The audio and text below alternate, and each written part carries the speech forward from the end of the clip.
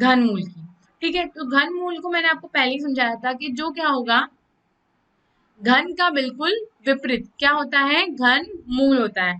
ठीक है, चलिए अब इसकी परिभाषा भी देख लेते हैं। इसी प्रकार घन मूल ज्ञात करने का संक्रिया घन करने की संख्या का प्रतिलोम संख्या है। मतलब क्या होती है कि घन मतलब घन मूल जब हम ज्ञात करते हैं तो जो उसकी संक्रिया हमने जो मेथड यूज करी थी, ठीक है, उसकी जो संक्रिया होती है तो उसकी प्रतिलोम संक्रिया होगी। तो देखो कैसे, यहाँ हम क्या करते थे, 2 गुणा 2 गुणा 2 है ना, तो हमें क्या मिलता था 8। अब क्या होगा, देखो इसको हम देखो, वर्ग जो वर्गमूल था उसको हम कैसे दर्शाते थे, ऐसे। अब घन मूल को हम कैसे दर्शाएंगे, घन मूल को हम दर्शाएंगे, ठीक है, आई बात समझ में। अब देखो क्या हुआ, अगर आपने ऐसे लिख दिया, ठीक है, कि 8, आपने लिख दिया इसका घन मूल निकालो, है ना, तो देखो क्या हो जाएगा, आपको मिल जाएगा 2 × 2 × 2, है ना, तो हमें क्या मिल जाएगा, 3 बार है 2 तो ये 2 निकल जाएगा बाहर। मतलब क्या हो गया, 8 का घनमूल क्या हुआ, 2 हुआ। ठीक है, मतलब 2 का घन क्या होता है, 8, है ना, 2 का घन क्या होता है, 2 का घन होता है 8, और 8 का 2 क्या होता है, घन मूल होता है। आई बात समझ में, मतलब क्या होता है, जो घन होता है वो घन मूल के ठीक विपरीत होता है। और हम क्या करते हैं, जो संक्रिया का उपयोग करते हैं वो क्या होती है, यहाँ पर घन मूल में आकर बिल्कुल उल्टी हो जाती है। ठीक है, चलिए अब देखते हैं कैसे। हम देखो, निम्नलिखित पर आप विचार कीजिए। वन एक का घन लिया तो हमें क्या मिला, एक, है ना। उसी तरह हमने अगर एक का घन मूल निकाला तो हमें क्या मिला, एक। हमने 2 का घन लिया तो हमें क्या मिला, 8। और अगर हमने 8 का घन मूल निकाला तो हमें क्या मिला, 2। ठीक है, उसी तरह के 3 का हमने घन लिया तो हमें क्या मिला, 27। और वहीं हमने 7 का 27 का घन मूल निकाला तो हमें क्या मिला, 3। ऐसे ही 4 का घन लिया तो हमें क्या मिला, 64। और अगर हमने 64 का घनमूल निकाला तो हमें क्या मिला, 4। मतलब क्या हो रहा है कि जो नंबर हमने किसमें निकाले थे, घन में, वो बिल्कुल विपरीत जा रहे हैं, किधर, इधर देखो।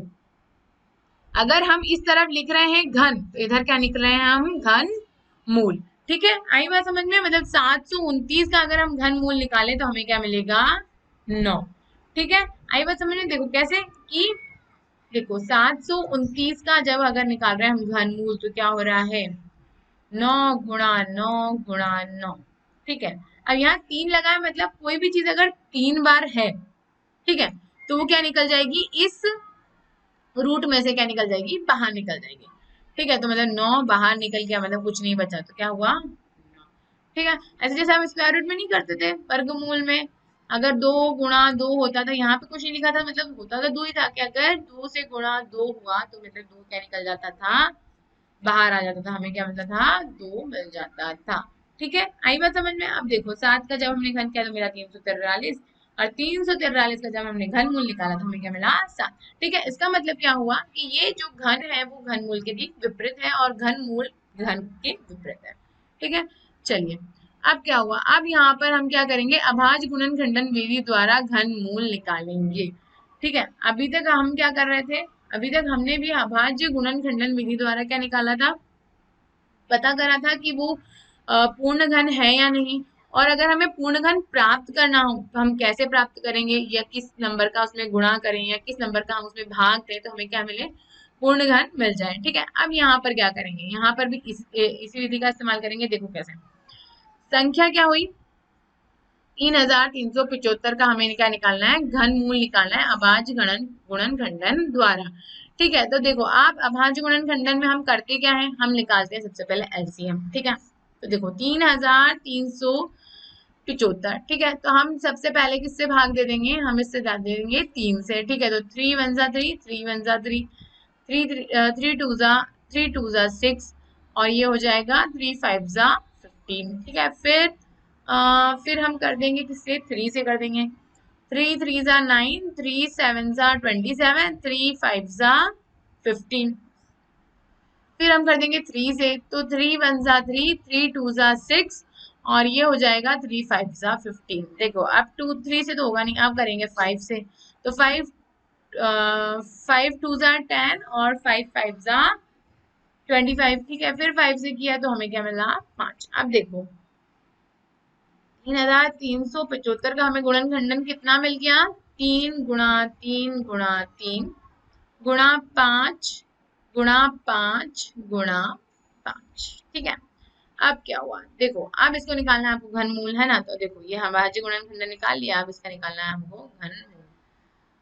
तो देखो कैसे निकालेंगे, हमने लगा दी घनमूल का पे वो रूट लगाया हमने, ठीक है।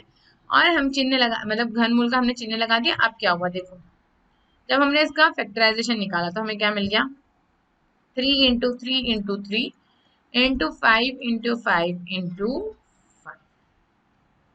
ठीक है, अब देखो क्या हुआ, क्या होता है यहाँ पे 3 है ना। मतलब घनमूल में क्या होगा, तीन चीज अगर हो तो वो क्या हो जाती है, किसके, उस मूल से बाहर आ जाती है। ठीक है, तो देखो ये हो गई बाहर 3, ये भी 5 है तो ये भी हो गया बाहर 5, मतलब क्या हो गया 15। मतलब 3375 का घनमूल कितना होता है, तो वो होता है 15। ठीक है, आगे समझ में, मतलब क्या करना है हमको, वैसे ही करना है। उसमें भी हमने अभाज्य गुणनखंडन किया था, उसमें क्या करते थे हम ऐसे पैर बना लेते थे, है ना, उनके समूह बना लेते हैं। और अगर बन गए तो वो क्या है, पूर्ण घन है। और अगर नहीं बने तो हम किस नंबर का किस नंबर का हम क्या करें उसमें गुणा, और किस नंबर का करें हम उसमें विभाजन, तो हमें क्या मिल जाए, पूर्ण घन मिल जाए। अब यहाँ पर हमें क्या निकालना है, घन मूल निकालना है। तो हमने क्या करा, हमने 3375 का घन मूल निकाला, तो हमें क्या मिल गया 15। ठीक है, मतलब 3375 का घन मूल कितना होता है 15। ठीक है, चलिए अब आगे बढ़ते हैं। अब आपको निकालना है किसका, 74,088 का, है ना। तो देखो कैसे निकालेंगे, 74,088 को हमने लिखा। ठीक है, सबसे पहले 2 से डिवाइड करेंगे, 2 3 × 6, 2 7 × 14। ठीक है, 2 0 का 0, 2 4 × 8, 2 4 × 8। ठीक है, फिर 2 से किया, 2 1 2, 2 8 16, 2 5 10, 1 और 2 और 2 4 2, 2 फिर 2 से किया, 2 9 18, 2 2 4, 2 6 12 और 2 1 कितना हो जाएगा 2। ठीक है, अब देखो, अब किससे, 3 से जाएगा, है ना। देखो 3 3 9, 3 8 24, 3 7 21। ठीक है, अब देखो, अब 3 से जाएगा, फिर वापस से 3 1 3, 3 2 6 और 3 9 कितना हो जाएगा 27। ठीक है, फिर गया 3 से, तो 3 4 कितना मिला 12, 3 3 9। ठीक है, अब देखो क्या हुआ, ये 43। अब क्या हुआ, 43 जो है वो नंबर क्या है, अभाज्य नंबर होता है। ठीक है, अब देखो इसका जो क्या मिला हमें, इसका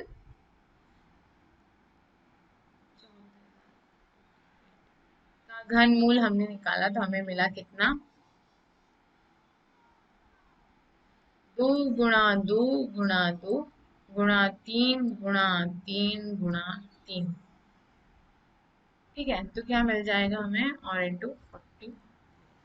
ठीक है, अब देखो क्या हुआ, अब क्या हुआ, एक पैरी हो गया, एक पैरी हो गया, है ना। तो ये 2 × 3, ये आ गया बाहर, और ये हो गया 43। अब देखो क्या हुआ, 6, ये क्या हुआ इसका, अब गुणन घन मूल कितना निकला, 6√343। ठीक है, मतलब 6 घनमूल 43 हमें क्या मिला, इसका घनमूल मिला। ठीक है, अभी हमें घनमूल निकालना था, पर वो इस तरीके से ही निकला, मतलब ये पूरा भाज्य नहीं हो रहा है। ठीक है, अब चलिए, अब निकालना है आपको 8000 का घनमूल। 8000 का घनमूल आप कैसे ज्ञात करेंगे, 8000 का घनमूल निकालना है हमें, है ना। देखो हम निकालते हैं क्या इसमें, अभाज्य गुणनखंडन। ठीक है, तो क्या होगा देखो, कितना हो जाएगा 4000, फिर 2 से किया 2000, फिर 2 से किया 1000, फिर 2 से किया तो कितना हो जाएगा 500, फिर 2 से किया तो ये हो जाएगा 250, फिर 2 से किया तो ये हो जाएगा कितना 125। ठीक है, फिर करेंगे हम 5 से तो ये हो जाएगा 525 है ना, और ये हो जाएगा 5, और ये हो जाएगा 5। देखो इसका कितना मिला हमें घनमूल,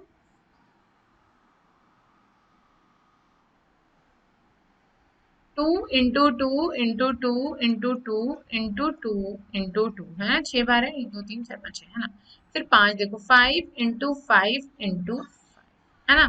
अब देखो क्या, 3 पैर ये हो गए, 3 पैर ये हो गए, और 3 3 के पैर ये हो गए है ना, तो हमें क्या मिला देखो, इसमें से बाहर आ जाएगा, तो एक पूरा जो जोड़ा था वो यहाँ आया 2, फिर दूसरा भी आ गया, फिर तीसरा भी आ गया, बोले मैं भी 3 हूँ मुझे भी निकालो बाहर। ठीक है, तो ये हो गया। अब देखो 2 का गुणा किया 2 में तो हुआ 4, और 4 का गुणा किया हमने 5 में तो ये हो गया 20। ठीक है, तो क्या हुआ, 8000 का जो घनमूल होगा वो क्या होगा 20 होगा। ठीक है, ऐसा है ना, कितना सिंपल। चलिए अब आगे बढ़ते हैं। अब क्या हुआ, अभाज्य गुणनखंडन विधि द्वारा आप क्या निकालो 13824 का घनमूल ज्ञात करो। ठीक है, तो देखो हम क्या करेंगे, अभाज्य गुणनखंडन करना है तो सबसे पहले हम वही करेंगे है ना। अब हमें निकालना है घनमूल, तो हम इसको लिख देते हैं 13824। ठीक है,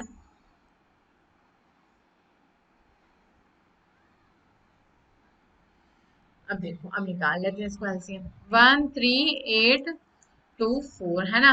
अब हम निकालेंगे किससे, 2 से, तो 2 6 12, 2 9 18, 2 1 2, 2 2 4, फिर 2 से, 2 3 6, 2 4 8, 2 5 10, 2 6 12, फिर 2 से, 2 1 2, 2 7 14, 2 2 4, और 2 8 16, फिर 2 से, 2 8 2 8 16, 2 6 12, 2 4 8। ठीक है, 2 2 2 4 8, 2 3 6, 2 2 4, फिर 2 से गया, 2 2 4, 2 2 1 2, 2 6 12। ठीक है, फिर 2 से, तो 2 1 2, 2 0 लगाया, और 2 8 16। ठीक है, फिर 2 से तो ये हो जाएगा 2 5 10, और ये हो जाएगा 2 4 8, फिर 2 से किया तो 2 2 कितना हुआ 4, और 2 7 14। ठीक है, अब देखो ये जाएगा 3 से है ना, तो 3 3 9 27, फिर 3 से गया तो 3 3 9, और 3 1 3। अब देखो हमें कितना मिल गया, 2 इंटू 2 है ना, कितने मिले 1 2 3 1 2 3 और 1 2 3 9 मिल गए। 2 into 2 into 2 into 2, 2 into 2 into 2 है ना। अभी देखो क्या हुआ, आगे इसको और बढ़ाना है ना, तो क्या होगा फिर, ये कितने निकले 1 2 3 1 2 3 9 निकले, और ये हो गया 3, 3 इंटू 3 इंटू। अब देखो क्या हुआ,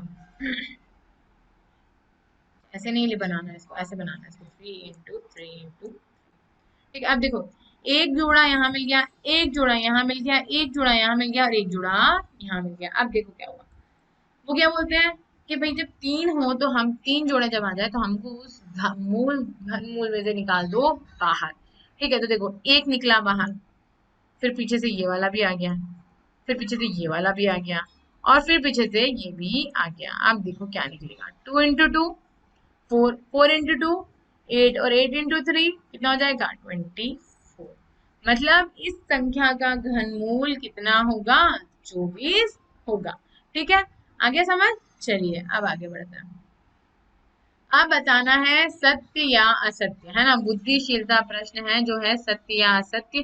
किसी पूर्णांक m के लिए m का क्या निकलेगा, वर्ग बड़ा होगा m के किससे, घन से, होता है तो क्यों होता है। अब देखो क्या होता है, अगर हमने कोई प्राकृत संख्या हुई m, प्राकृत संख्या ही पूर्णांक हुआ है ना, m हुआ, ठीक है। अब आपने क्या करा, अगर हमने m को मान लिया, जैसे 2 मान लिया है ना, हमने माना m का मान कितना मान लिया, हमने माना m का मान माना हमने 2, है ना, मान लिया है ना। तो क्या हुआ देखो, 2 मान लो, x मान लो, कुछ भी मान लो, है ना, 2 मान लिया हमने, है ना। तो अब क्या हुआ, अगर हम m स्क्वायर करें तो हमें क्या मिलेगा, 2 गुणा 2, तो कितना मिला, 4। और अगर हम और क्या करें, m का हम कर दें घन, रहेगा 2 गुणा 2 गुणा 2, तो क्या मिल जाएगा, कितना मिल जाएगा, 8। अब देखो उन्होंने क्या बोला, पूर्णांक, ठीक है, मतलब पॉजिटिव डिजिट भी हो सकती है और नेगेटिव भी हो सकती है ना। अब देखो क्या हुआ, अगर अगर m बराबर -2 है, ठीक है, तो देखो m का हमने घन लिया, ठीक है, तो ये हो जाएगा -2 का वर्ग, तो हो जाएगा -2 इंटू -2, तो हमें क्या मिल जाएगा, ठीक है, 2 इंटू 2 4, और माइनस माइनस प्लस। अब देखो अब क्या हुआ, अब हमने दिया घन का, क्या दिया, m का क्या दिया, घन दिया। अब देखो क्या हुआ, -2 का कर दो आप घन, ठीक है, तो क्या हो जाएगा, -2 इंटू -2 तो क्या मिला, -2 देखो, 2 इंटू 2 4, 4 इंटू 2 8, मिला 8। अब देखो संख्या तो क्या होगी, बड़ी हो गई है ना। पर देखो ना आगे देखो, माइनस माइनस क्या हुआ, प्लस, और प्लस माइनस भी हो गया माइनस। अब देखो 4 और -8, संख्या देखें तो 8 बड़ी है, पर अगर हमने देखा पीछे क्या है, नेगेटिव में, तो मतलब क्या हो गई, संख्या छोटी हो गई। इसका मतलब कि ये जो कथन है ये क्या है, सत्य सत्य नहीं है, ठीक है। और क्यों नहीं है, तो वो हमने इस उदाहरण के हिसाब से समझ, देखो कई जगह तो सत्य है, अगर आपको क्या मिले, अगर आपको क्या मिले, अगर आपको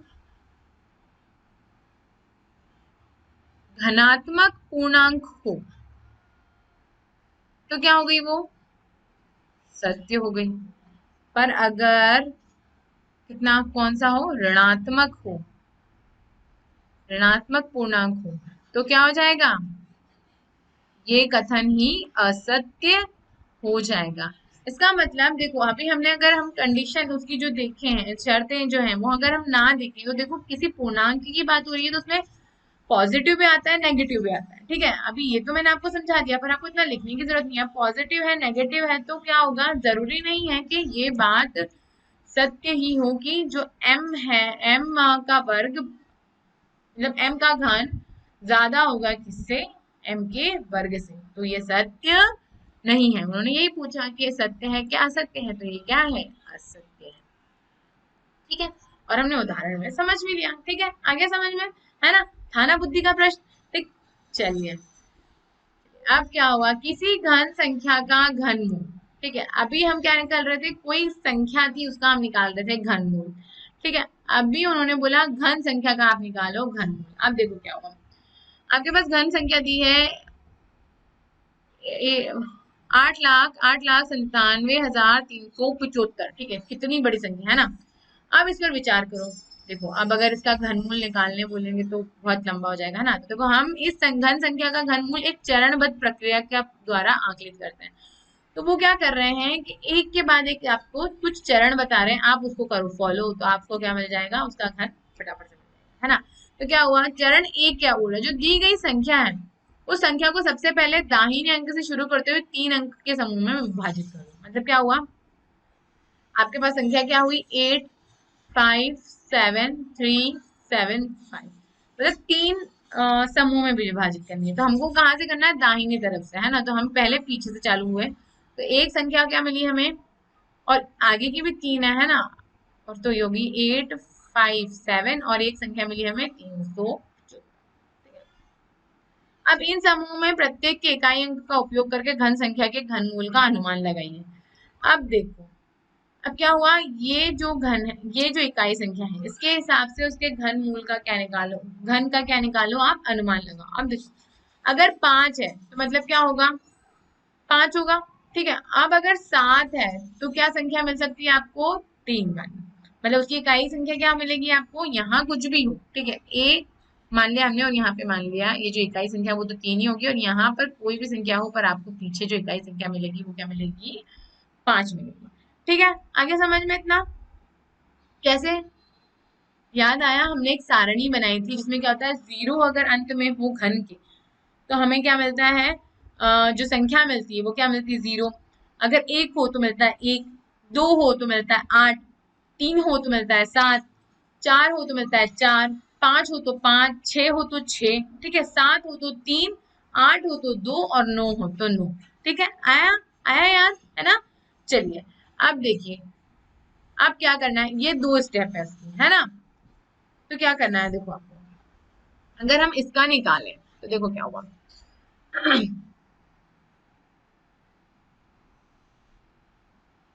देखो 375 है ना। अब देखो, हमारा जो कितने का आता है, 25 का जो आता है ना, कितना का आता है, 25 का, ठीक है, तो कितना आता है वो आता है, कितना मिलता है हमें, 15 का मिलता है हमें 225। ठीक है, तो 25 का अगर हम निकालें तो हमें कितना निकलेगा,